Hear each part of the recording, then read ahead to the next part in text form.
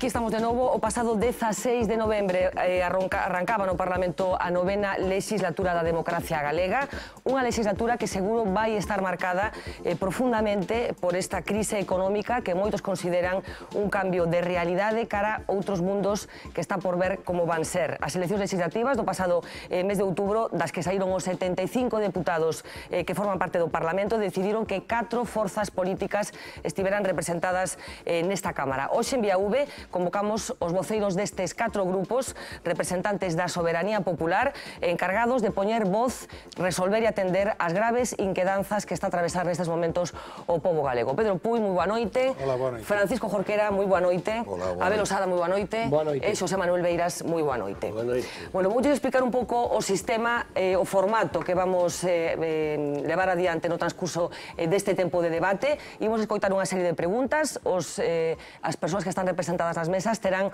un minuto cada un deles para responder a esas preguntas concretas que imos ver a través dunha serie de vídeos. Arrancamos. Aquí afrontamos a novena legislatura na Cámara Galega. O Parlamento estará de novo presidido por Pilar Rojo. Nel se alberga a soberanía popular dictada nas urnas o pasado 21 de outubro. O legislativo é a pata do poder na que se sustenta o executivo que preside Alberto Núñez Feijóo. Decir aquí que Galicia ten máis paro que o resto de España, ou que ten máis débeda que o resto de España, ou que ten máis déficit que o resto de España, ou que é menos solvente que o resto de España, non é máis que faltarlle o respeto aos galegas e aos galegos que traballan todos os días. Por eso eu non quero os homes de negro en Galicia, e por eso traballarei para que non haxa homes de negro en Galicia. O presidente obtivo a maioría absoluta co voto dos 41 deputados do Partido Popular, que terá como voceiro parlamentario a Pedro Puy. A oposición estará encabezada en número polos 18 deputados do Grupo Socialista, que pon en dúbida os números de Feijóo. Vostede non é austeridade. Vostede cando dice reducimos el gasto farmacéutico, non, o gasto é o mesmo. O que pasa é que en vez de pagalo usted, ahora pagan os pensionistas e os enfermos. O seu voceiro na Cámara será Abel Osada. Por primeira vez dende 1993 haberá representación de máis de 3 grupos parlamentarios tras a irrupción de Ague. Beiras regresa con discurso rupturista. Loitaremos contra vostedes con todas as nosas forzas, coa palabra e a acción democrática, dentro e fora desta Cámara. Dentro para impedirmos que a convirtan nunha cámara de gas, virtual, claro. El será o encargado da portavocía da coalición que contará con 9 deputados. Jorquera asume a do BNG, que terá 6 representantes. Se empeña en falarnos de Galicia no País das Maravillas, o certo é que Galiza corre o risco de morrer do seu éxito electoral. Será esta a última Cámara que conte con 75 deputados? É unha das cuestións que seguro chegará a esta mesa de debate. Os están con nós en Vía V para falar do futuro de Galicia os voceiros dos 4 grupos parlamentarios. Terán que ser concisos nas súas respostas. E aí vai a primeira pregunta. Que papel ten que xogar o Parlamento neste contexto de crise? Bueno, pois esta primeira pregunta empezamos con Pedro Puy.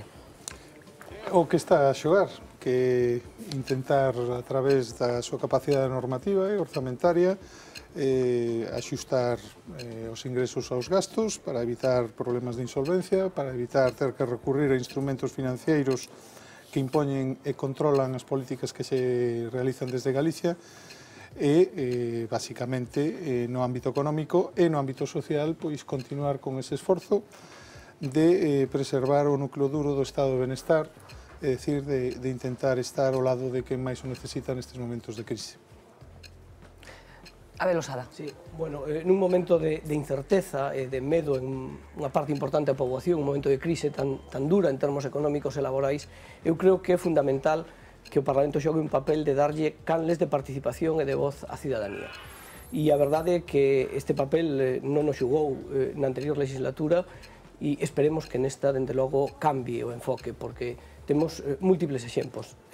Temos os exemplos das chamadas iniciativas legislativas populares, que son, como o seu nome indica, pois plantexamentos da cidadanía que chegan non a través dos grupos, sino a través de outras plataformas ao Parlamento. Bueno, pois hai 2 neste momento pendentes de debaterse no Parlamento, que tocan temas de educación e de sanidade, temas centrales nas inquedanzas da cidadanía, e o Partido Popular pois rexeitou na anterior legislatura que se debatiran.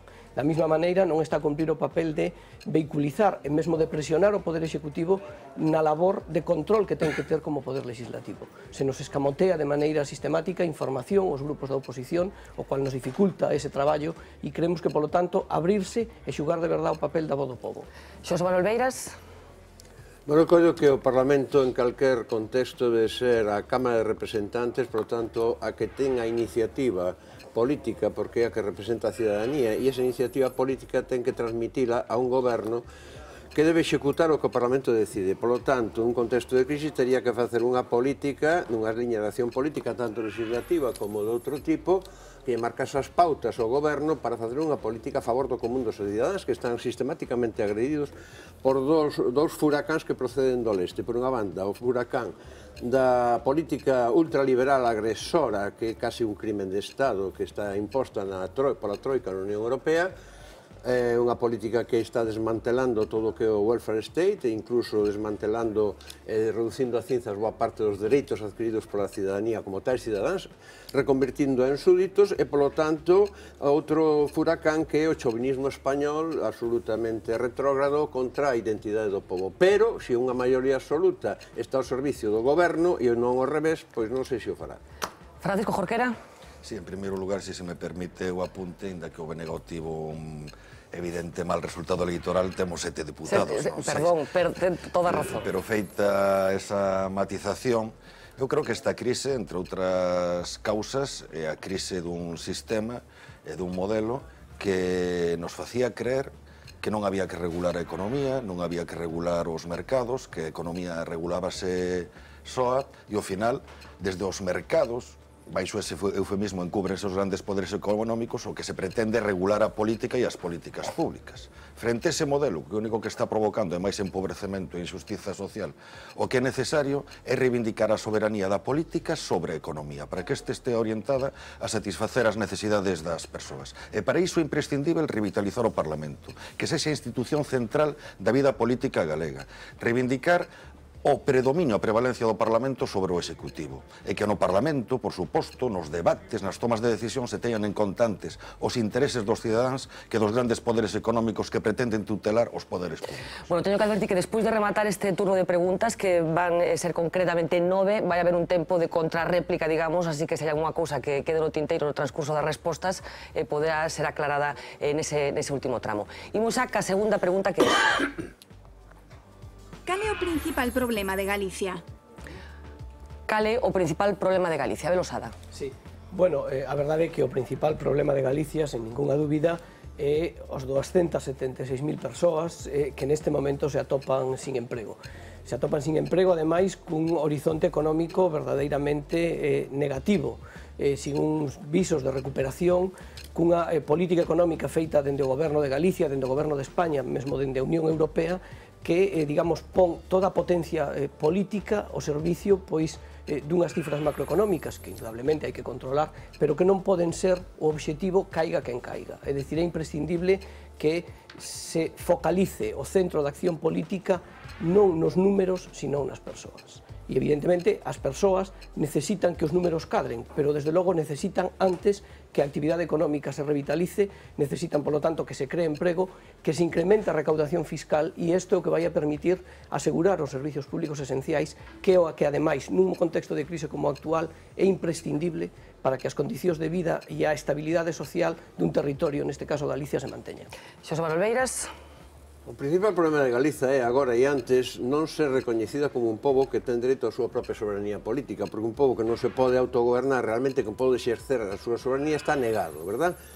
Islandia é moi pequena, pero ten a súa soberanía e por iso pudo facer frente ao Fondo Monetario Internacional e mandar a facer puñetas o plan que o Fondo Monetario quería facelo para empobrecer a xente. E o principal problema, en cambio, da cidadanía no contexto actual é, naturalmente, as políticas agresoras procíclicas, como se di, que agravan o que xa non é unha crise, unha gran depresión que está empobrecendo, que se están chuchando as enerxías á cidadanía para pagarlle aos bancos alemáns e aos grandes poderes financieros. Pero ese é un problema que ten a cidadanía galega o mesmo que ten a cidadanía do Estado español e todos os estados, todos os países da Europa do Sur.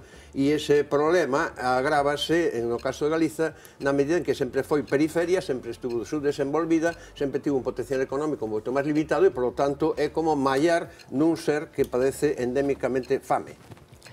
Francisco Jorquera.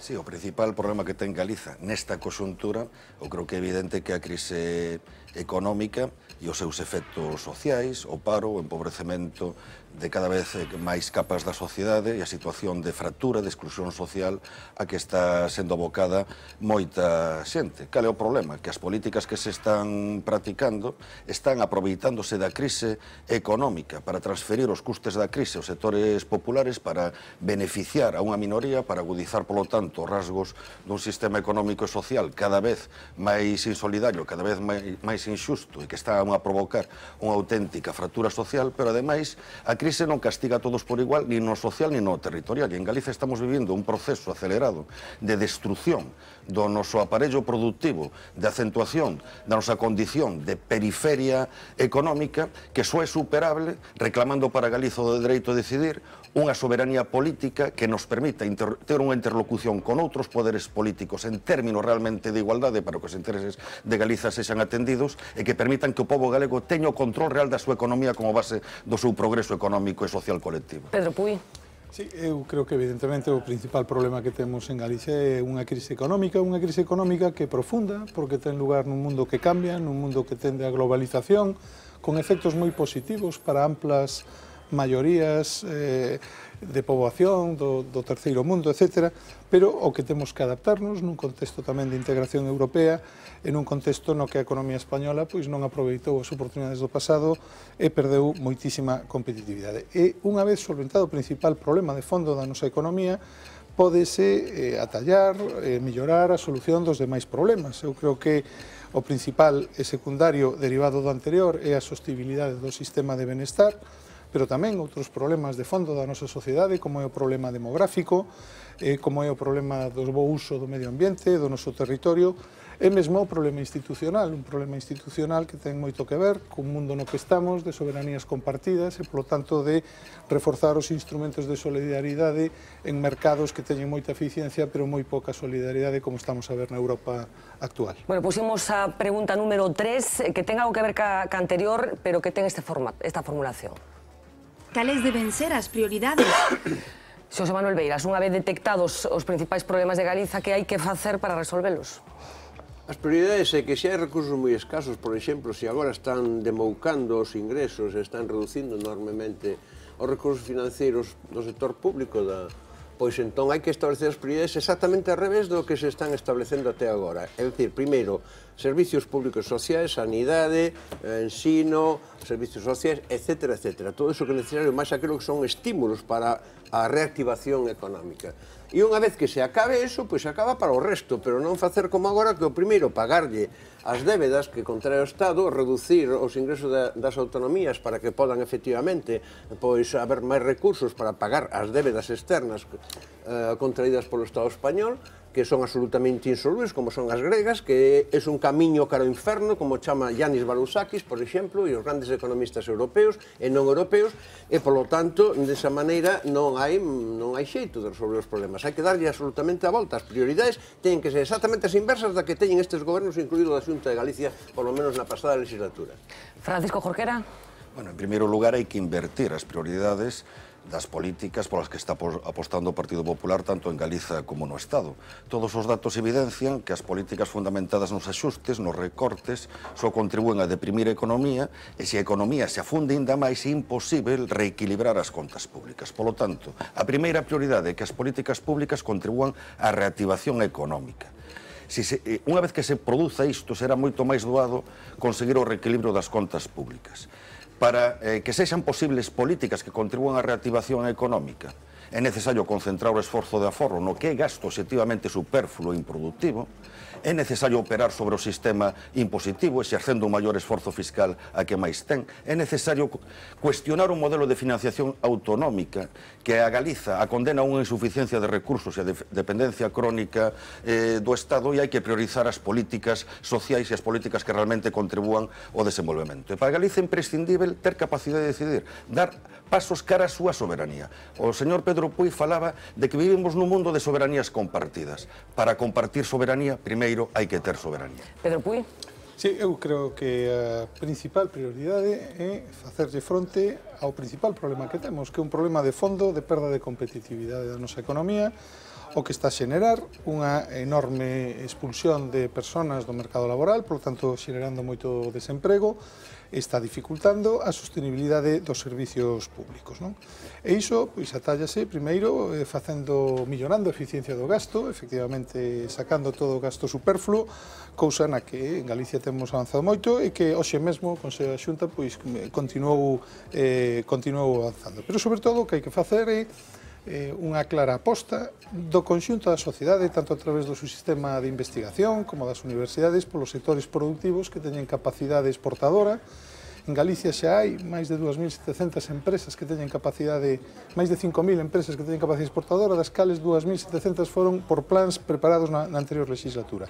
Ese é o camiño de sair a fora, de conseguir vender fora para poder xerar emprego dentro e, polo tanto, resolver os problemas derivados da crise económica, entre eles o da falta de recursos públicos. Bueno, pois a pregunta número 4... perdón, falta Abel Osada, efectivamente, Abel Osada. Non paramos de Que sí, Abel Osada. Ben, bueno, eu creo que as políticas anticíclicas nun momento de presión económica como actual indudablemente son imprescindibles. E son imprescindibles porque ante un problema que existe, obxectivo de déficit público, é fundamental incrementar a recaudación fiscal. E para isto hai que facer dúas cousas. Por unha parte, conseguir que a economía medre, que se cree emprego e, polo tanto, que aumente esta recaudación, e tamén pedirlle un maior esforzo fiscal a aqueles axentes económicos que teñen unha maior capacidade para aportar fondos. Lamentablemente, o escenario, digamos, ideolóxico macroeconómico de que nos falou o señor Feijóo no debate de investidura foi exactamente o contrario. Esa obsesión, ese mantra ultraliberal do déficit cero, nun contexto de financiación privada prácticamente paralizado, e a vez das poucas medidas fiscais das que falou foi de baixar algúns tipos de impostos. Con este escenario é imposible recaudar máis, é imposible, polo tanto, loitar contra o déficit público, salvo a través de recortes, que é o que de verdad castiga as capas da poboación máis desfavorecidas e que teñen máis problemas. Bueno, pois agora sí, despois de escoitar a Abel Osada, imos á pregunta número 4, que di o seguinte. Como serán estes próximos 4 anos para Galicia? Francisco Jorquera. Bueno, pois estou total e absolutamente convencido de que se non hai un cambio de rumbo moi profundo na orientación das políticas imperantes, o que nos espera nestes 4 anos, unha maior depresión económica, acelerar o proceso de destrucción da base productiva do noso país, de destrucción tamén do noso idioma e da nosa cultura, porque o goberno da Xunta de Galicia está apostando por unha política que eu caracterizaría como etnicida nese aspecto, e por unha Galiza que desempeñe políticamente un papel irrelevante no conxunto do Estado. Frente a iso, desde logo, o BNG vai apostar, traballando en conexión ca sociedade, por outro rumbo político, unhas políticas que poñan os intereses das maiorías sociais por diante dos intereses dos grandes poderes económicos, e unha Galiza que non sexa espectadora dun proceso de reformulación do Estado onde corremos o risco de ver aínda moito máis acentuado o noso papel subordinado, e unha Galiza que se exprese con voz propia,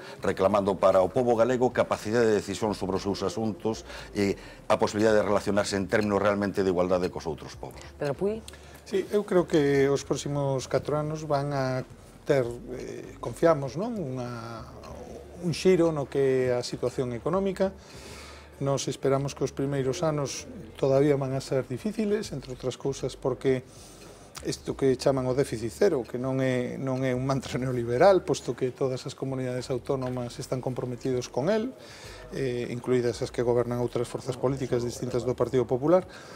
O que é importante é facer as reformas necesarias para que a nosa economía teña capacidade de crecer no novo contorno internacional, na Unión Europea, no contorno dunha moneda única e tamén no contorno dun mundo máis globalizado. Tamén son 4 anos que son unha oportunidade para mellorar a capacidade do territorio de ser atractivo, e ter tamén un uso económicamente rentable sin que lo implique o seu deterioro medioambiental. Eu creo que tamén teñen que ser 4 anos para o reforzamento e reforma das nosas institucións, sobre todo no que atinxe as institucións europeas, que son as que están a afectar máis a situación global do sur de Europa. Abel Osada. Sí, bueno, o tema do déficit cero é un mantra neoliberal, non todas as comunidades autónomas o aceptaron, de feito Cataluña, Andalucía e Asturias non. Por certo, a conselleira de Facenda do Goberno galego dixo primeiro que un sí crítico, logo lamentablemente foi un sí sumiso. O decía antes, esa conxunción de déficit cero ou de vía inexorable hacia o déficit cero e unha ausencia de financiación privada ou de canles fluidos de financiación privada conducen á recesión económica e, polo tanto, conducen ao recorte progresivo dos servicios públicos. Eu creo que o Partido Popular, gobernando simultaneamente en Galicia e en Madrid, ten unha estrategia político-ideolóxica moi clara, que teñen fundamentalmente dous pés. O primeiro é un pé de carácter ideolóxico, que é non creer no Estado autonómico, polo tanto, pôr en cuestión todos os servicios, os grandes servicios públicos que prestan as autonomías e así favorecer o desapego dos cidadáns a esta estrutura autonómica, e outro que vincula a ideoloxía co negocio, que é abrir, a vez que se desmantela o público, abrir vías privatizadoras que evidentemente significan novas oportunidades de negocio para os axentes privados. Xosé Manuel Beiras. Bueno, eu teño a impresión de que estes 4 anos van ser anos de unha rebelión cívica constantemente en ascenso, na medida en que os cidadáns cada vez están máis defraudados, cada vez hai máis sementos que están agredidos por as políticas, agora tamén se mobilizan os vellos en Galicia, por fin. Por lo tanto, e ademais practican a cooperación e a solidaridade entre eles en vez da competitividade e a competitividade. E están convencidos, ademais, de algo que é falso, que se acaba de decir, por exemplo, que o desemprego sexa causado pola falla de competitividade. O naval é un sector competitivo, a gandería de leite é absolutamente competitivo, o sector do granito, de toda a transformación de granito, de punteiro, é completamente definitivo. Por lo tanto, se están en crise, non é precisamente porque non sexan competitivos, son porque as vantaxes comparativas galegas son absolutamente anuladas pola política do Estado e pola política da Unión Europea. Non somos completamente competitivos en pesca e o sector mar industrial, e está sendo brutalmente agredido por políticas sempre nos tuveron en Europa con un pé fora, non fomos europeos de carné, o sector agrario tampouco, por lo tanto é absoluta mentira, e a xente está convencida que é mentira, e está en pé de guerra, nada máis, típicamente, por suposto, non con armas. Bueno, pois esta é a pregunta número 4, imos a pregunta número 5 que ten o seguinte plantexamento. Está o Parlamento sensibilizado cos problemas da xente? Pedro Puy. Eu creo que sí, é dicir, o Parlamento, ademais este Parlamento que é máis plural e que reflicte, polo tanto, máis sensibilidades sociais, representa a cidadanía, polo tanto, nós, desde logo, entendemos desde o Partido Popular que sí, que representa o conxunto da poboación. E nomeadamente o noso grupo, non? O noso grupo é, por ser tamén o máis numeroso, máis plural, hai persoas que proceden do mundo rural, que proceden do mundo urbán, que proceden de alcaldías de pequenos concellos, pero tamén de traballos en outros municipios máis grandes, que son xente do mundo da empresa, da pequena empresa. Por tanto, eu creo que o Parlamento de Galicia reflicte a realidade galega, de feito, nesta legislatura faino dun xeito moito máis aberto, máis plural. Abel Osada, está o Parlamento sensibilizado cos problemas da xente? Bueno, dende logo, dende o Grupo Socialista tentamos, como calquera obra humana posiblemente susceptible de mellora, pero tentamos levar os problemas dos cidadáns á sede parlamentaria, sen ninguna dúbida. Dende logo, o fixemos na anterior legislatura, fundamentalmente en dúas liñas de actuación que nos consideramos estratégicas. A primeira ten que ver ca propia política de reactivación económica e de creación de emprego. Nos presentamos iniciativas parlamentarias, propostas de resolución no debate do Estado de Autonomía, enmendas na discusión dos orzamentos, para que houbera, digamos, unha concreción de fondos disponibles para axudar a crear emprego. É dicir, esa idea de que solamente a actividade privada é a única que está en condicións nun contexto de crise como o actual de tirar para adiante, bueno, pois é radicalmente falsa. E por outra parte, hai outro tema tamén moi relevante que son os servicios públicos. Nos plantexamos unha proposición de lei que significaba o blindaxe da educación e da sanidade públicas, que pensamos que son dous temas fundamentais nun contexto de crise para os cidadáns, e lamentablemente o Partido Popular votou en contra. Xosé Manuel Beiras. Bueno, francamente, o Parlamento, por lo menos da legislatura pasada, esta veremos, foi un Parlamento de cartón, como decíamos algúns hai 20 anos, e non era daquela de cartón. A probas, evidentemente, que non está sensibilizado e que a xente se decata é o ascenso constante da abstención. O Partido Popular gañou as eleccións con maioría relativa, de acordo? Bueno, pero dos votantes. Pero, en cambio, perdeu máis de 100.000 votos, non? Perdeu máis a oposición. Se a xente cada vez vota menos, se a xente se sinte defraudada, se a xente recurre á democracia directa, á mobilización, é porque considera que o Parlamento non está representando, non está facendo os seus deberes. E a irrupción de Ague tamén unha prova, porque nós partimos de cero, fomos con unha mensaxe precisamente completamente distinta e a xente dixo, dadnos esperanza. E sinto esperanza, nós temos unha enorme responsabilidade en riba, estamos moi abrumados pola responsabilidade, porque sabemos perfectamente que neste Parlamento, polo que estamos a ver xa, vai ser moi difícil cumprir o compromiso que tuvemos cos cidadáns. Bueno, pero é precisamente porque eses cidadáns se sinten defraudados e teñen algunha esperanza que non... A ver como se fai para non defraudalos. Francisco Jorquera. Bueno, en primeiro lugar vou dicir unha obviedade. O Parlamento galego é un parlamento plural. As forzas políticas representadas no Parlamento non defenden todas os mesmos intereses, polo tanto, teñen proxectos distintos. A miña opinión particular é que por parte da dereita, e cando falo da dereita non me refiro só a dereita política, sino a dereita tamén económica, os grandes poderes económicos, estás utilizando esta crise para impoñer un modelo económico e social moito máis injusto, un modelo no político menos democrático e máis centralista. Que acontece? Que ningún representante político vai recoñecer isto. Vivimos na época dos eufemismos. Parece que a solvencia mídese única e exclusivamente nun presunto equilibrio das contas públicas que logo non se consigue, non se mide no feito de que Galiza cada vez teña máis parados. Apélase á sostenibilidade dos servizos públicos para practicar políticas que están conducindo ao desmantelamento de servizos públicos e políticas sociais básicas. Apélase a cuestións que soan moi ben, como a flexibilidade e a competitividade, para logo medir única e exclusivamente a competitividade da economía na degradación das condicións laborais dos traballadores. Polo tanto, eu considero que hai moitos representantes políticos que non son sensibles aos verdadeiros problemas sociais. A pregunta número 6, di o seguinte. Cal será a aportación do seu grupo parlamentario? Empezamos por Abel Losada. Sí, bueno, desde logo o Grupo Socialista, o Partido Socialista, presentouse a estas eleccións con dúas liñas fundamentais de actuación. E en termos tanto de plantexamentos de impulso como de plantexamentos de control ao goberno, vamos a manter esas liñas de actuación. A primeira delas ten que ver, insisto, ca reactivación económica e ca creación de emprego. Pensamos que é imprescindible cambios no modelo fiscal, pensamos que é importante un maior esforzo, exixirlle a quen ten capacidade para facer un maior esforzo fiscal, unha maior aportación para a saída da crisis do conxunto da ciudadanía.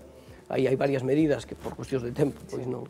E logo tamén é fundamental actuar en termos de creación de emprego, sobre todo sobre as mulleres, os mozos e os parados de longa duración, que son tres colectivos absolutamente castigados e con unhas perspectivas pois non moi boas a curto e a medio plazo, lamentablemente, e en termos de servicios públicos, desde logo, ese blindaxe férreo da sanidade e a educación. E, desde logo, lle pedimos ao Parlamento, lle pedimos á Presidencia do Parlamento que faga un papel proactivo a favor dos grupos parlamentarios e non a favor do Goberno. Xosé Manuel Beiras. Bueno, parto dixeno antes, en realidade primordial é que nós traslademos aquilo que os cidadáns nos deron apoio para trasladar, que son as reivindicacións de un cambio de política rotundo e radical de 180 graus. Depende da maioría absoluta, pero nós temos que levar esas iniciativas que signifiquen esa dirección. Por lo tanto, a favor da xente do común, da xente de abaixo, dos servicios públicos sociais, da recuperación, por lo tanto, do benestar. Eso en primeiro lugar. E da loita contra os grandes poderes da plutocracia financiera que utilizan aos que están nos habitáculos dos institucións de poder político como simples monecos de ventríloco, que esta realidade reducida a caricatura. E todo eso significa recuperar ou tentar inxectar unha dinámica de recuperación do rol sobranceiro do Parlamento, que sexa realmente unha Cámara de Representantes, e non o que dicía eu antes, aí nunha imaxe, que a ver se non nos convirte nunha cámara de gas, ou polo menos nunha cámara de tortura, nunha cámara de gas virtual, metafórica. Nós non estamos por as cámaras de gas físicas e reais, pero ese é fundamental. Francisco Jorquera. Bueno, o BNG vai esforzarse en exercer un labor de oposición firme e contundente ás políticas do Partido Popular, non só por apriorismos ideolóxico e político, senón porque estamos total e absolutamente convencidos, e os datos así o están demostrando, que esas políticas son claramente lesivas para os intereses da maioría da sociedade. E exerceremos ese labor de oposición, non só exercendo a crítica, senón tamén poñendo sobre a mesa alternativas que demostren que o discurso do Partido Popular de que as políticas que están practicando son as únicas posibles é un discurso falso, que caben outro tipo de políticas que poñan por diante os intereses das maiorías sociais, os intereses dunha minoría, para facer fronte a esta crise. E prestaremos unha singular atención a conectar o traballo parlamentar co traballo social, a intentar humildemente ser a voz das demandas da rúa no Parlamento e levar tamén o Parlamento á rúa. Pedro Puy. Sí, nos, obviamente, o primeiro que imos aportar á Cámara é estabilidade, porque precisamente eso era o que demandábamos, unha maioría ampla, suficiente, para poder acometer as reformas que necesita o país para poder sair da crise, non? Pero, en segundo lugar, xa tivemos probadelo no debate de investidura, o que queremos tamén é ofrecer pactos aos partidos que representan a oposición. O presidente na investidura ofreceu 8 pactos concretos, non? Que creo que son bons, con independencia de que esta legislatura goberna o Partido Popular e na próxima goberne calquera outra forza política, non? Ofrecimos pactos para negociar un réxime transitorio nas axudas que dá a Unión Europea ás comunidades que teñen menos desenvolvemento. Ofrecimos un pacto para solicitar unha reforma que teña en conta as peculiaridades de Galicia no financiamento autonómico. Tamén para reactivar o Fondo de Compensación Interterritorial. Ofrecimos un pacto para o territorio a través da Lei do Solo. O tema financiero a través da consolidación do proxecto de Nova Galicia Banco. Reforzar os servicios públicos. Reformar o mapa municipal e modernizar os sectores productivos. Esas dúas cousas, estabilidade e oferta permanente de pactos vos para Galicia, son o que imos aportar nesta legislatura. Bueno, falábamos de cal vai ser o papel que van xogar cada un dos grupos representantes na Cámara Legislativa Galega. Imos pola pregunta número 7, que é unha cousa moi concreta que alguén xa puxo encima da mesa. Sobran deputados na Cámara e deben cobrar pola súa función? Abel Osada? Sí. Bueno, desde logo, na opinión do Partido Socialista, non sobran diputados na Cámara Autonómica. Nos plantexamos, a finais da anterior legislatura, unha proposta que significaba un aforro similar, é dicir, que os 75 deputados pasáramos a cobrar, digamos, a masa monetaria ou a masa salarial dos, os 61 deputados, os 75, cobráramos a masa salarial dos 61 deputados, é dicir, que nos baixaran notablemente o salario, pero pensamos que é imprescindible manter o número de deputados, porque precisamente se estamos falando dese papel central do Parlamento como caixa de resonancia das necesidades e das inquedanzas da ciudadanía, eu creo que todo este discurso, que é un discurso falaz, de ir progresivamente limitando a política e, desde logo, no caso dos salarios, de prescindir dos salarios ou ben as élites económicas ou ben a ONGs, porque a xente ten que traballar e ten que comer e ten que ganar diñeiro para comer, é algo absolutamente evidente e, sobre todo, proposto pola señora Cospedal, eu creo que, tendo en conta os seus múltiples fluxos financeiros, polo menos durante un tempo, non deixa de ser paradóxico. Desde logo, para nós é unha estrategia de limitación da calidade democrática do país. Xosé Manuel Beiras, sobran deputados? Se o Parlamento non cumpre as súas funcións, sobramos todos e todas, absolutamente. O Parlamento non vale para nada e entón mellor suprimilo, verdad? E que haxa democracia directa ou que pase o que veña. É verdad. Se o Parlamento non cumpre as súas funcións e institucións, sobramos todos. De aí ven a historia da abstención. E se cumpre as súas funcións, non sobra absolutamente ninguén. E non me veñan con aforros de cartos. Os consellos de administración das grandes empresas que dietas levan, todo eso, e con eso non se mete, porque é economía privada. De privada non ten máis que o que non ten que responder ante unha Cámara de Diputados. Pero no resto son os que manexan os fíos do poder auténtico. E, polo tanto, xa está ben de decir que os políticos cobran demasiado cando simplemente se les paga o seu traballo. Outra cousa é que poñan cazo, outra cousa é que se corrompan. E entón hai que ir a por eles, máis polos corruptores tamén, que eso sería a única maneira de resolver as cousas dunha vez. E o que a xente quere. En realidade, o que estou dicindo é o que a xente quere. Eu non invento nada, estou escoitando, levo anos traballando no medio da sociedade sin estar na política institucional. E sei, ou percibo perfectamente, por non o que a cidadanía activa di e reclama, nada máis. Francisco Jorquera. Sí, eu quero dicir moi claramente que a proposta do Partido Popular de reducir o número de escanos no Parlamento galego é unha proposta trampa. o que busca non é aforrar, o que busca é incrementar ou reducir o número de escanos, a desproporción que xa introduce o actual sistema electoral entre o que vota realmente a xente nas urnas e o seu reflexo logo na representación no Parlamento galego. E o BNG xa ten manifestado que se o que se trata é de aforrar, o BNG é partidario de que se reduzan as asignacións aos grupos, as asignacións aos diputados, pola cantidade equivalente que se aforraría reducindo o número de escanos. E a respeito da proposta da señora Cospedal, que parece que o Partido Popular está debatindo facela súa e estendela ao conxunto dos parlamentos autonómicos de que non cobren os diputados, eu quero decir que é unha proposta neofranquista, o que conduce a parlamentarios de rentistas, a parlamentos de rentistas. Un principio básico dunha democracia é que un fontaneiro ou unha enfermeira poda ser diputado, e para iso ten que ter un salario digno que lle permita desenvolver plenamente esa función, ten que non esquecerse de a quen representa cando chega ao Parlamento e, por suposto, teñen que ser unhas remuneracións adecuadas ao contexto de crise no que estamos. Eu estou co Estatuto de Autonomía que di que Galicia estaba ben representada cando ten entre 60 e 80 diputados. É certo que na actualidade hai 75. Nós no programa electoral, do mesmo xeito que se reduciron o número de consellerías, o número de institucións e de organismos que había no aparello público autonómico, pois pensamos que nestes momentos de escaseza de recursos públicos é máis aló, mesmo do aforro que se xenera, unha boa sinal o de dicir o traballo que fan, pois 75 pódese facer con unha cifra menor que está no Estatuto e que, ademais, reflicte a representación do pobo galego, posto que por iso precisamente hai ese abano no Estatuto. Dito isto, tamén estou no que di o Estatuto de que nós non percibimos un salario, os deputados non perciben un salario, o que perciben é unha compensación por la labor que desempeñan, non?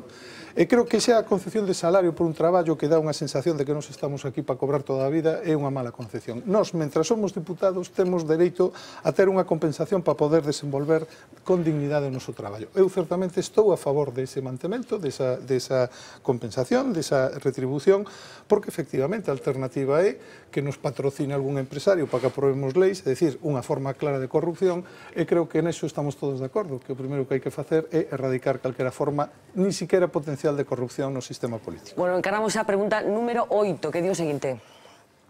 En cal do resto de grupos cree que atopará apoio? Xosé Manuel Beiras. Confío en que non sexa que nós teñamos que recibir apoio do grupo do BNG e do grupo do PSDG-PSOE, senón que teñamos en común unha posición que está no Parlamento, polo menos formalmente. Os tres estamos na oposición a maioría do PP, por lo tanto, se estamos os tres na oposición, supoño que esa é a primeira divisoria. Se estamos na oposición os tres con diferentes posicións, haberá puntos en común desa oposición, e entón aí pode haber colaboración.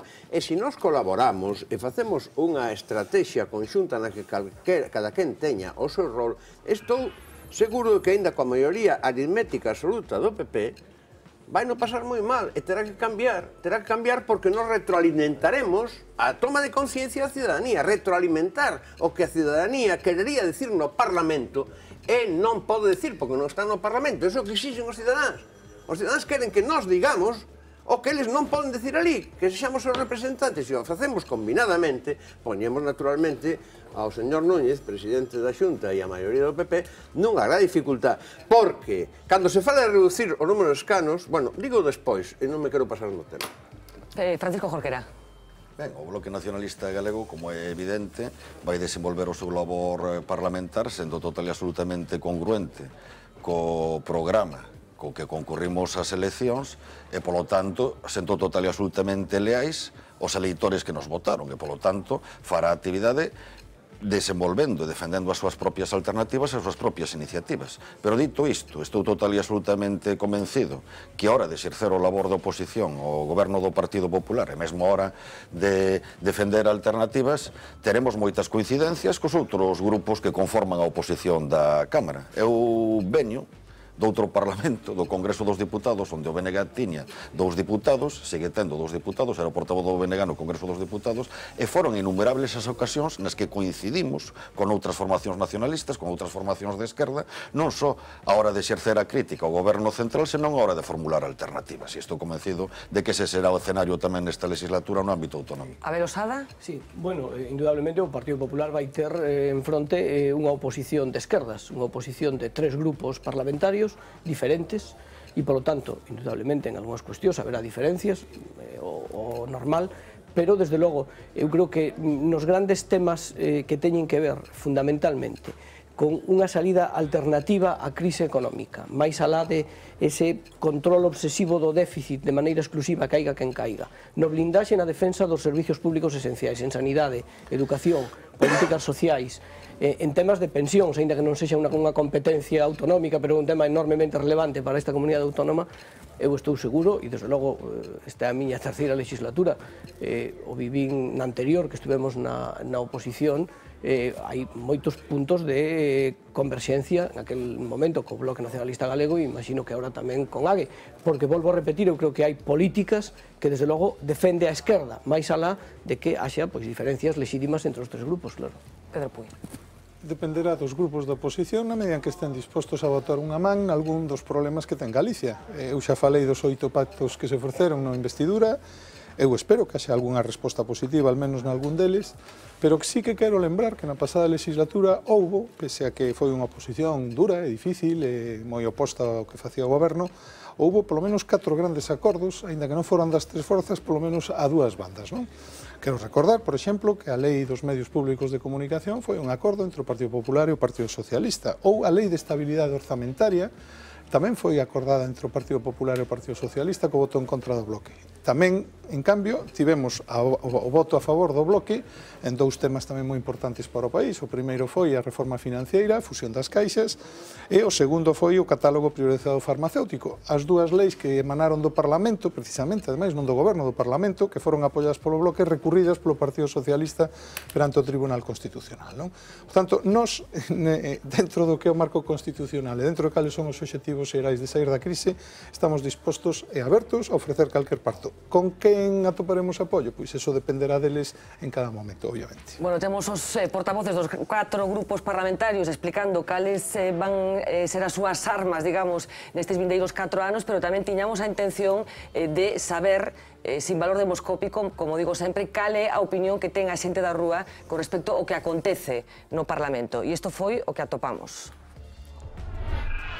Son o epicentro da vida política galega. Ocupan a diario páxinas de xornais e minutos de informativos.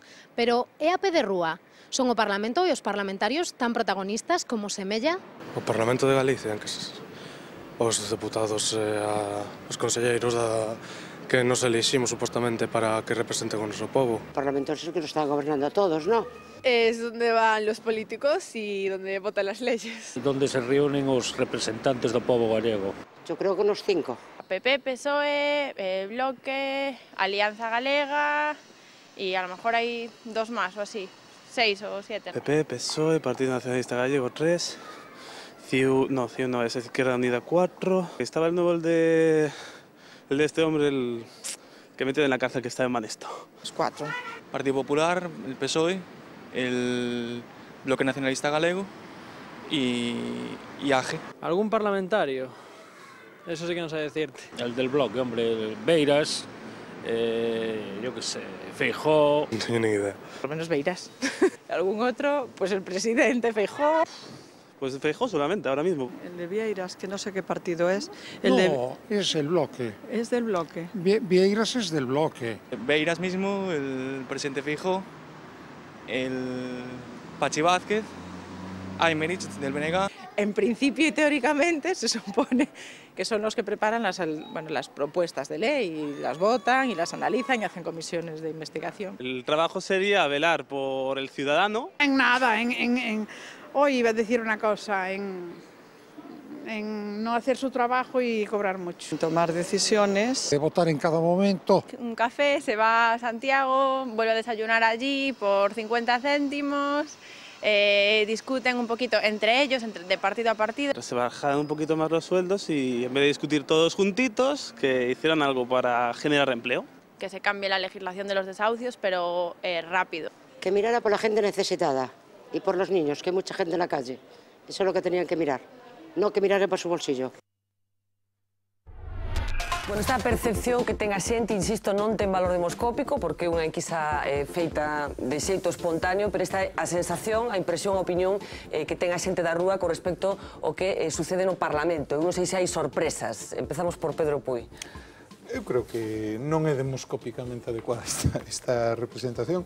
En todo caso, programas como este e moitas das cousas que se están a intentar facer desde a Cámara, desde abrir as portas, todas as comisións, plenos son retransmitidos por internet. É dicir, quen quera chegarse ao Parlamento, o que facemos ali, que é moito máis que tomar un café e que tamén tomalo por máis de 50 céntimos, que o precio é casi de mercado que hai na cafetería do Parlamento, pois pode facelo, non? O que sí é certo é que estamos nun momento complicado para, en xeral, para quen está na cousa pública, quen está con responsabilidades políticas, porque efectivamente a crise é moi dura e tamén con certa lógica a xente o que lle reclama solucións é a quen ten instrumentos para facelo, eses son os que están ao frente das institucións, non? Eu confío que co tempo, co traballo, o Parlamento Galego, que polo demais é unha institución ben valorada, pois consiga afianzarse na vontade popular galega. Bueno, había unha cousa que chamou a atención, supoño que de todo o mundo, que Xosé Manuel Beiras, para a xente, vostede sigue no Bloque. Pero claro, eu xa o sei, ademais, mira, é unha cousa moi clara. Por que nós tivemos un plus de votos na provincia da Coruña? Porque non comenzaba a lista, e entón a xente vía que Beiras estaba nesa lista, non estaba noutras.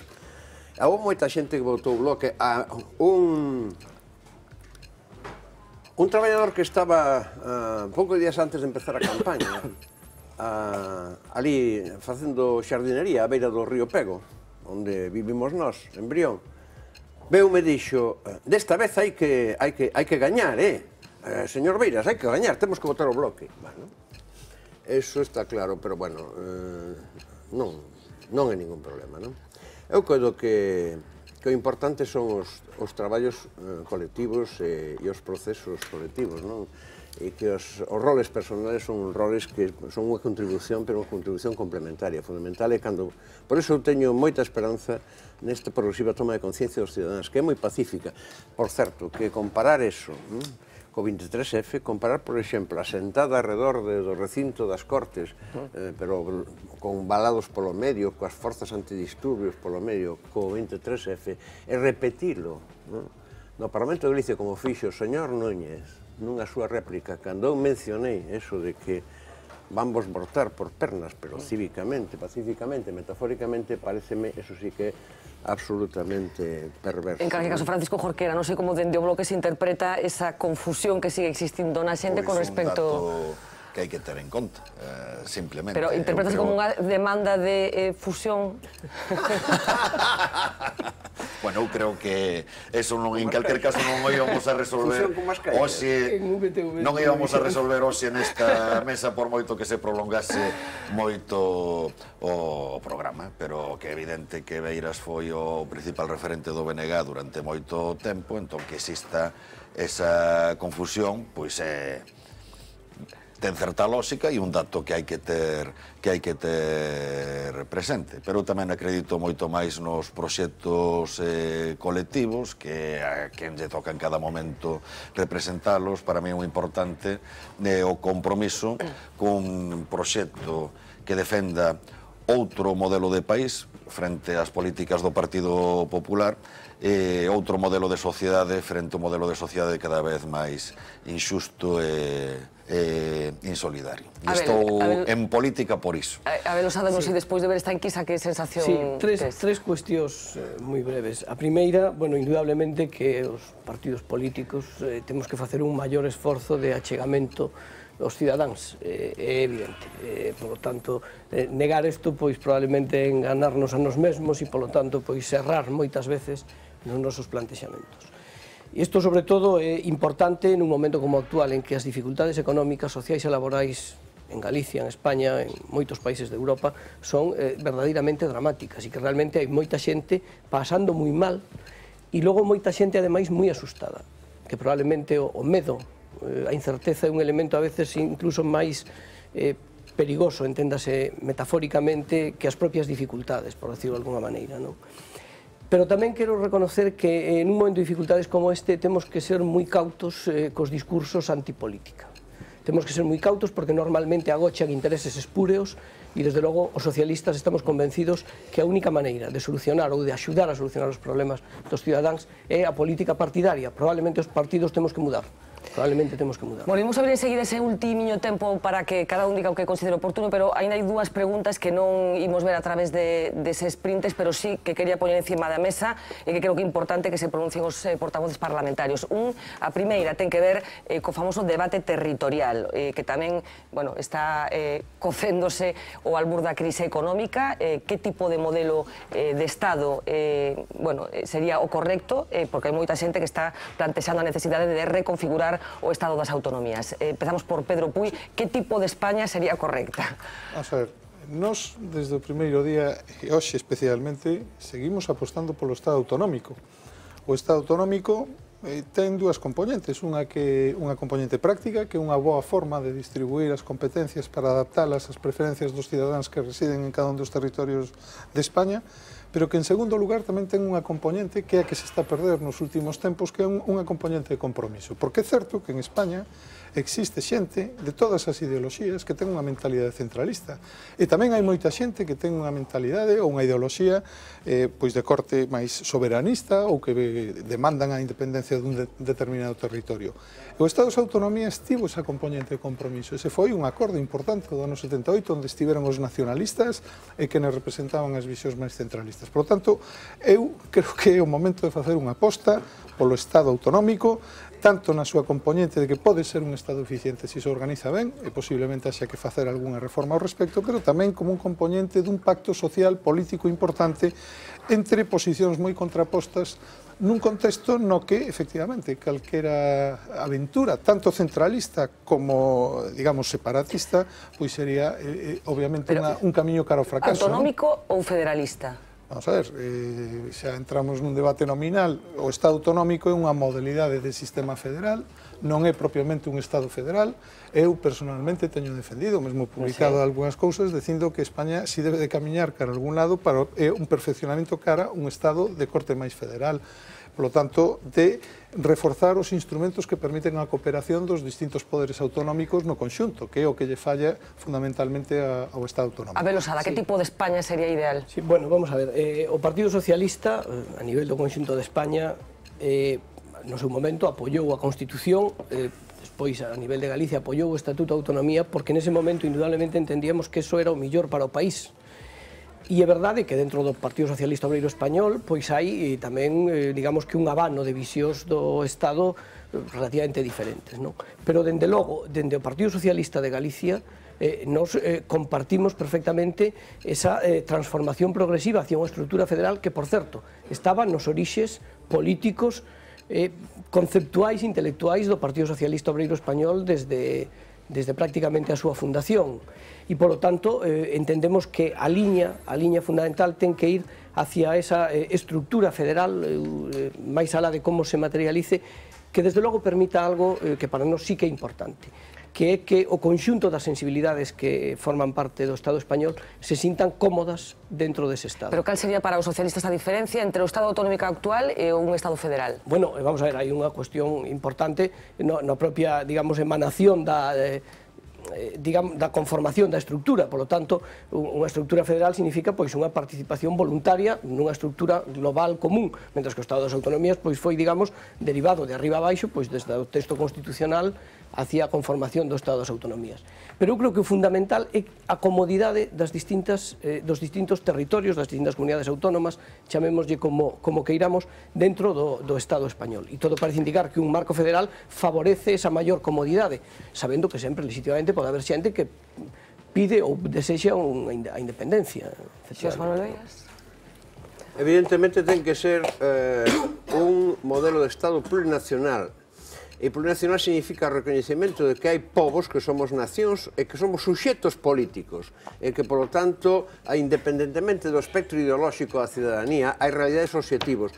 E, polo tanto, hai cartellalos sobre as 4 nacións que formamos o Estado. E, ademais, eso estaba asumido polo PSC, polo menos Pascual Maragall contábamo a min en Barcelona, cando falaba do federalismo asimétrico, España, Galicia, Euskadi e Cataluña. Eso é unha realidade que hai que facerlle frente, porque senón estaremos sempre con o mesmo problema.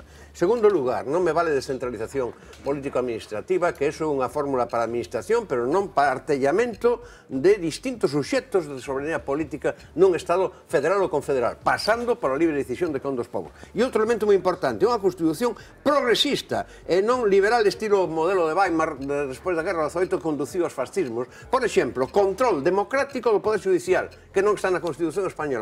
Por exemplo, establecemento de principios estilo Constitución portuguesa, que ese sí que era progresista e sigue sendo un baluarte frente a unha involución que dura xa máis de 20 anos. Francisco Jorquera, que modelo e en cal caso se hai riscos de que o Estado das Autonomías camiña hacia un Estado máis centralista? Eu estou total e absolutamente convencido de que o Estado das Autonomías está en crise e está nunha crise irreversible. Sin ánimo de ser simplista, pero como temos un minuto, froito de dous factores. Por unha banda, a sentencia do Tribunal Constitucional a respeito da proposta de novo Estatuto de Cataluña, que marcou un límite enormemente restrictivo de como se pode seguir avanzando para profundizar no autogoberno a través da vía estatutaria, límite que dá aplicación ao conxunto das comunidades autónomas, e, en segundo lugar, por unha política de recentralización que se está practicando desde o Estado, que está baleirando de contido político, autonomía política, e está reducindo a unha simples autonomía administrativa. E, ademais, que ten unha clara finalidade, o que pasa que non dispoño de tempo para explicar o porqué. Pero, por poñer un exemplo, na reforma educativa en marcha, impulsada polo señor Wert, temos un último exemplo do que é unha invasión competencial brutal e un modelo de ensino total e absolutamente uniformizador. Frente a eso, por que apostou BNG? Por ir dando pasos para que Galiza sexa un país soberano, que a capacidade de decisión sobre os nosos asuntos resida no pobo galego e, polo tanto, en exercicio desa soberanía que pode establecer en términos de igualdade e cooperación a fórmula de relación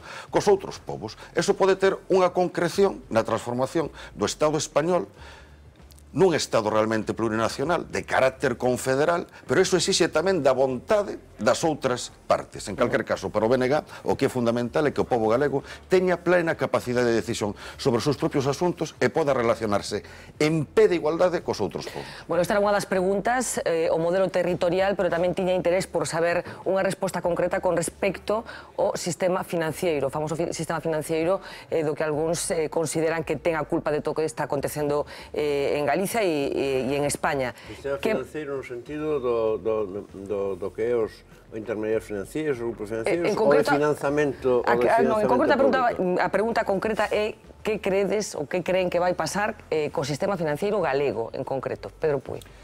Vamos a ver, eu considero que despois de todo o que pasou neste país, onde houve fallos non precisamente de mercado, sino de control público do mercado a través, por exemplo, do Banco de España, que evidentemente hoxe en día é evidente que fallou, no que foi a supervisión das entidades financeiras que operaban en Galicia e en España. Ben, unha vez que pasou todo o que pasou e que estamos na situación na que estamos, eu creo que Galicia ainda ten a oportunidade de contar con unha entidade financiera centrada o seu negocio con domicilio en Galicia, pero co seu negocio centrado no apoio ás pequenas e medianas empresas galegas e as familias galegas. Polo tanto, hai unha oportunidade de que perviva unha entidade financiera que na actualidade representa prácticamente a metade dos depósitos dos galegos, que se manteña como unha entidade autónoma e, por tanto, que faculte ese financiamento do noso tecido productivo. Ese é o compromiso que teñen os actuais xestores, o acordo polo que se aproba o plan de reestructuración permíteo, e nos confiamos en que ese proxecto salga adiante, e de feito estamos dispostos a axudar no posible para que eso sexa así. Abel Osada? Sí, bueno, desde logo os socialistas manifestamos lamentablemente pois un alto escepticismo ante a situación do sistema financiero galego. Un alto escepticismo porque houve un cambio político fundamental na historia dos 3 últimos anos en relación co goberno galego e o sistema financiero de Galicia. O señor Feijóo, neste afán mediático absolutamente abrumador, apareceu como padriño dun proceso de fusión que indudablemente iba a ser exitoso, cun custe relativamente escaso en termos de diñeiro público e con entrada en beneficios nun plazo moi curto, aquela famosa auditoría que non coñecemos. O certo é que a situación que temos é unha situación infinitamente máis complexa que esa. Temos unha situación na que, máis alá de cal sexa o resultado final de Nova Galicia Banco, xa hai algúns daños colaterales importantes. A obra social en franca caída, unha exclusión financiera dos municipios do interior moi importante, unha perda moi importante de postos de traballo e, desde logo, o grifo do crédito absolutamente seco. Por lo tanto, nós o que pedimos, por suposto que estaríamos moi satisfeitos de que se solucionara, pero pedimos que o ámbito político que se introduciu aí que dé a cara e que explique o que está pasando e que solucións aporte. Xosé Manuel Beiras. Non existe un sector financiero en Galicia, non existe público nin privado. Non existe tampouco o sector financiero de economía social, non de mercado, non capitalista, que eran as caixas. Existe ainda unha lei de caixas e non existen caixas. Entón, isto completamente de broma pensar que o sector financiero galego vai consistir en que exista un banco privado domiciliado en Galicia, cando acaban de cargarse o Pastor, en do Banco da Coruña, son 60, foronse cargando absolutamente todos. Bueno, polo tanto, habería que facer, efectivamente, un instrumento financiero público. A única solución é ir a un banco público galego. Cando eu estaba no BNG, con Carlos Mella, nada menos que a altura de 1990, máis ou menos, presentamos un proxecto de lei de creación dun banco público galego. Reiterouse despois. E cando o BNG presentara un programa de goberno no 97, iba a creación de todo un entramado institucional para realmente un segmento financiero público que permita garantir aquilo que os cidadáns carecen agora en Galicia. Por lo tanto, cortinas de fume da historia da nova Galicia Banco, eso moi ben que poda ser galego, pero é un banco privado sin máis, non se pode falar. É completamente grotesco decir que eso poda ser un sector financiero galego, non existe. Jorquera. Sí, o BNG está total e absolutamente convencido que para que Galiza teña institucións financeiras propias, a única vía é introducir os cambios normativos para que Nova Galicia Banco, dado que xa ten participación pública mayoritaria nestes momentos, se transforme nun banco público galego, e se pola oposición dos partidos mayoritarios a nivel de Estado, dado que estes cambios normativos teñen que sustanciarse no Estado, o Partido Popular e o Partido Socialista, eso non é posible, pois crear un banco público galego ex novo. Por desgracia, estáse cumplindo o que nos tiñamos advertido. Estáse optando por unha estrategia de reestruturación do sector financeiro que non ataca ningunha das causas da crise originadas nese sector e que ten moito a ver ca crise económica en xeral. Se está apostando por un modelo que está provocando a concentración do sector financeiro en 4 ou 5 grandes bancos privados e ese proceso de reestruturación está tendo como consecuencia acabar con todas as entidades territoriais e con entidades que tiñan unha natureza de carácter social. E a única vía para evitar eso, desde logo, é introducir eses cambios normativos que permitan a transformación de Nova Galicia Banco nun banco público galego, en vez de utilizar os recursos públicos para socializar pérdidas e logo vendelo a prezo de saldo ao sector privado, ou ben crear un instrumento ex novo, un banco público galego a partir de cero. Bueno, estamos rematando xa este debate, este particular debate que hoxe celebramos aquí en Vía V, en V Televisión. Quedan aproximadamente 8 minutos. Abrimos un último tempo, como decía, considerando que a xente que está ao outro lado son cidadáns, neste caso tamén espectadores de V Televisión, pero tamén cidadáns galegos que votaron probablemente algunha das 4 forzas políticas aquí representadas, así que abrimos un momento, un tempo, no que xa se poden interrumpir se queren, educadamente, lóxicamente, para facer un epílogo do que consideren que teñen que saber as persoas que están ao outro lado. Pedro, por exemplo, empezamos por ti.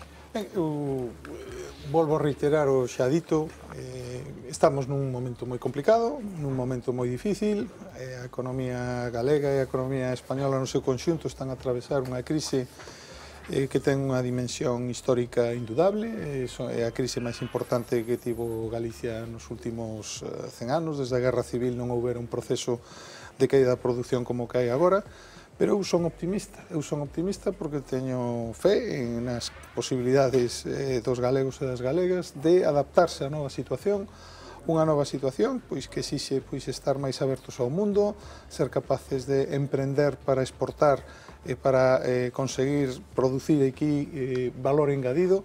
Eu creo que estamos, sinceramente, en mellor posición que outras comunidades de España que empezaron moito despois a facer este tipo de políticas. Eso non quere decir que as solucións sean máxicas para mañán, pero que estamos no bo camiño, eu creo que é certo e que eso me induce a ser optimista, pero sobre todo pensando na capacidade que temos os galegos e as galegas de superar a crise.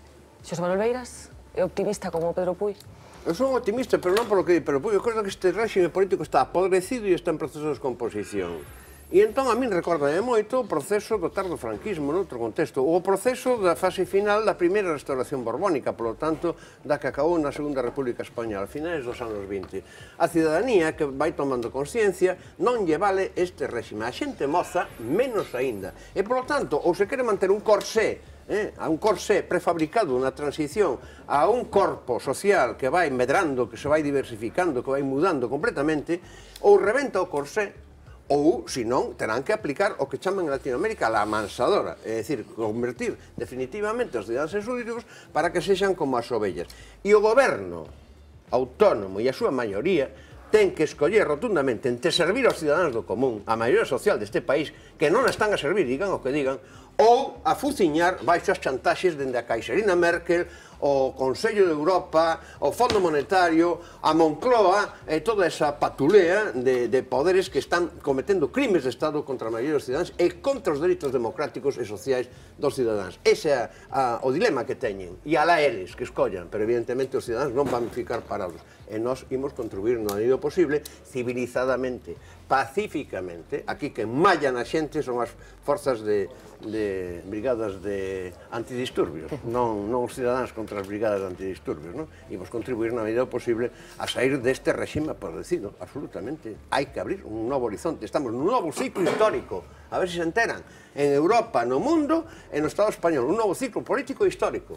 Abel Osada? Sí, bueno, eu máis que esa dicotomía de optimismo e pesimismo, o que sí constato é un feito que, desde logo, na opinión dos socialistas é este sí obxectivo, non? E é que ante unha situación, ante unha crise económica enormemente dura, difícil e complexa, a dereita, ali onde goberna, agora en España e en Galicia, está aproveitando esta coartada, está aproveitando esta situación que antes eu falaba de inquedanza e de medo de moita xente para levar adiante dúas estrategias políticas que digamos, ven tendo no seu portfolio desde fai moito tempo. Unha ten que ver ca propia estrutura do Estado, é dicir, hai un ataque sistemático ao proceso de construcción da España autonómica, o último intento este do proxecto de lei de Wert de onte en relación coa educación é paradigmático desa cuestión, e por outro lado tamén un ataque sí, tamén protofascismo. Poderíamos decir fascismo de baixa intensidade, digamos. Poderíamos falar tamén do proceso de privatización dos servicios públicos como un elemento tamén de demolición de algo non que nunca creeron. É dicir, cando o señor Reagan decía que o Estado era o problema e non a solución dos problemas dos cidadáns, bueno, pois en realidad estamos vendo o que está pasando ca sanidade, o que vai pasar ca educación. Eu quero poñer só un exemplo. Eu imagino que os colexios do Opus Dei que segregan por sexos en Cataluña, co anteproxecto de lei do señor Wert, estarán literalmente frotándose as mans, porque iso vai significar un enorme negocio para esa xente que quere que os seus fillos se escolaricen en castelán e que probablemente hai un nivel de coincidencia ideolóxica moi alto con que non lles importa que segreguen por sexo. Por lo tanto, hai esta demolición dunha estrutura administrativa e dunha estrutura de estado de benestar que significa negocio privado, e desde logo fronte a eso, dende a esquerda, hai dúas vías fundamentais, e ademais non é só en Galicia, nin só en España, sino en toda Europa. Hai que reactivar a economía e crear emprego, non todo pode ser austeridade que nos leva afogados a esa playa da austeridade, e é importante blindar os servicios públicos, o estado do benestar, porque se é necesario en algún momento é cando a xente pasa dificultades, e cando hai un 27% de poboación en pobreza ou en risco de exclusión, os servicios públicos son fundamentais. Francisco Jorquera. Sí, pois eu evocando a Gramsci frente ao pesimismo da razón contrapoño o optimismo da vontade. Entón, por unha banda, invócame o pesimismo a constatación dunha evidencia, que todo o que se está facendo, as políticas que dita a Troika, que ditan os homes de negro, que practica o Goberno Central, que practica a Xunta de Galiza, son tanto como seguir cavando no pozo cando xa estás no fondo do pozo. Esta mesma semana coñecíamos os datos do paro rexistrado do mes de novembro, sigue subindo o paro, máis de 8.000 parados máis en Galiza, detrás desas cifras se esconden dramas persoais, non simplemente datos estadísticos. Xa o paro registrado en Galiza está por riba das 276.000 persoas e os pronósticos para o ano 2013 e 2014 son aínda moito máis peores. Son aínda moito peores.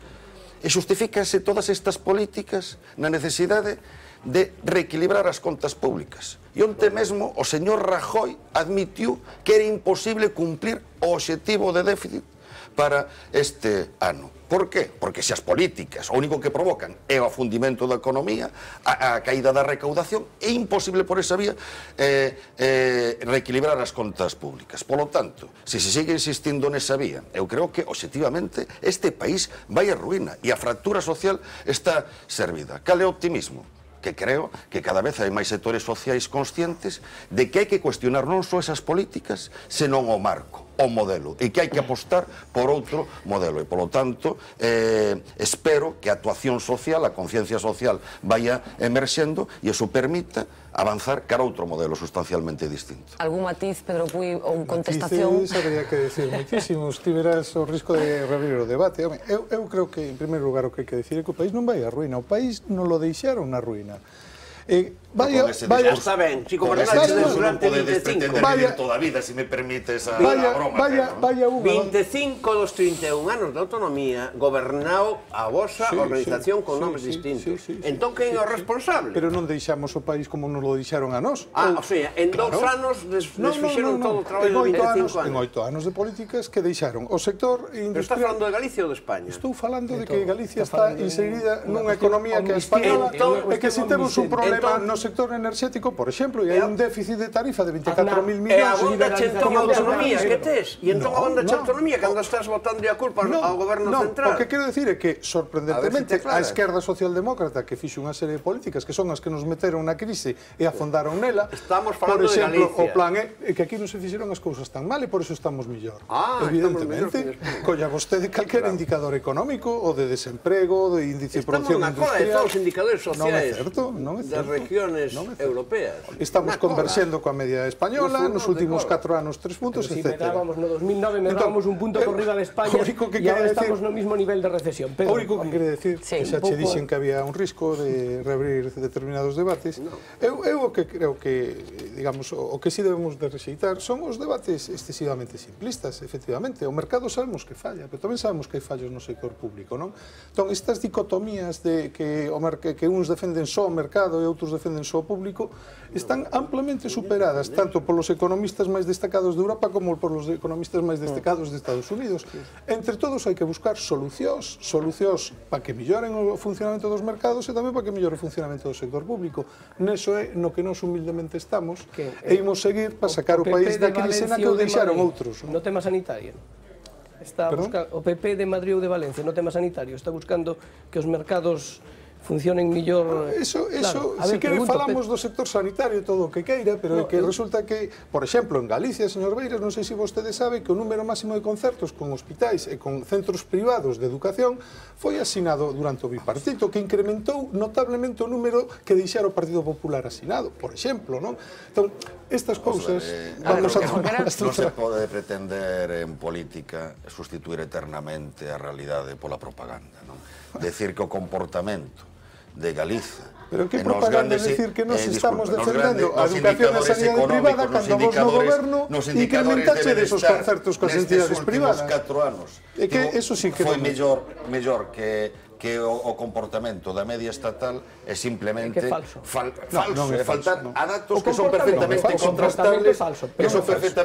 contrastables e verificables. Logo, tedes unha contradición. Eu non vou a facer de defensor do goberno Zapatero porque fomos enormemente críticos ca orientación das súas políticas económicas desde a orixe da crise. Pero se aquí todos os problemas nacen do plan E e do goberno Zapatero, pois haberá que reivindicar que en Galiza teñamos as ferramentas para diseñar as nosas propias políticas económicas en vez de estar dependendo do que decide o goberno central de turno. É unha cousa que nunca comprenderei do señor Feijóo, é unha cousa que nunca comprenderei do señor Feijóo, é como se pasou boa parte da legislatura pasada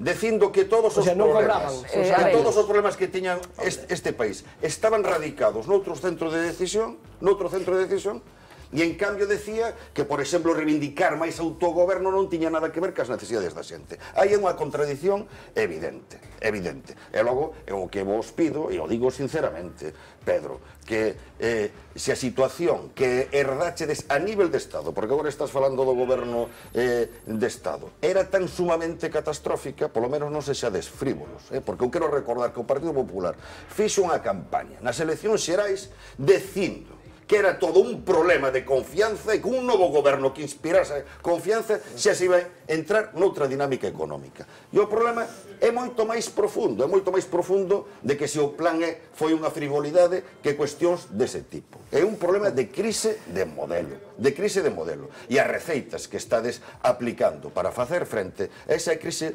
económica, o único que sirven é para modificar ese modelo en función dunha minoría, dos intereses dunha minoría económica, pero non sirven para sair da crise, nem sirven para atender as necesidades das maiorías sociais. Bueno, en calquer caso... Hai cousas que son o mundo do revés. Aquí se critica, por exemplo, as grandes xubilacións dos banqueiros. O goberno que limita as retribucións dos grandes banqueiros que están intervidos é o goberno do Partido Popular, cousa que non se fixo no pasado. Pero si es da amnistía fiscais.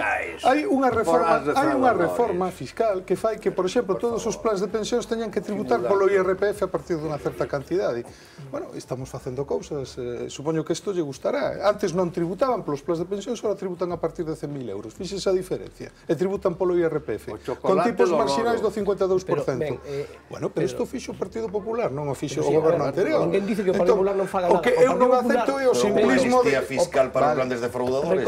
O que non acepto é o simplismo de que aquí uns parece que están coas clases populares e outros en defensa dos banqueiros. Non é así. Nós estamos tamén defendendo as clases populares, entre outras cousas, porque somos os únicos que legislamos en contra das grandes fortunas deste país. Por exemplo, no caso dos banqueiros que se xubilan con grandes plans de pensións. Pero bueno, vamos a ir rematando. Estamos falando de debate, probablemente o primeiro debate que se mantén así abertamente entre os representantes dos 4 grupos desde que se constituiu e comenzou esta novena legislatura. De verdade, un auténtico placer. A ver se temos a ocasión de, a medida que avancen os tempos, volver por aquí, testar como están pasando as cousas nestes tempos que seguro que estamos todos de acordo son dos máis complicados que nos teñen tocado vivir. E o PP pode traer alguén máis, porque para que non pareza que está desequilibrado, pode estar 2-2. Con que non me interrumpan, Con que non me interrumpan, me Eu non te interrumpi máis que ao final, pero que hai cousas que ofenden a inteligencia. Non pode ser. Non se pode mentir todo o tempo a todo o mundo. Non, eu nunca minto. Podo estar trabucado, pero mentir non minto, señor Beiras. Ti portavoz.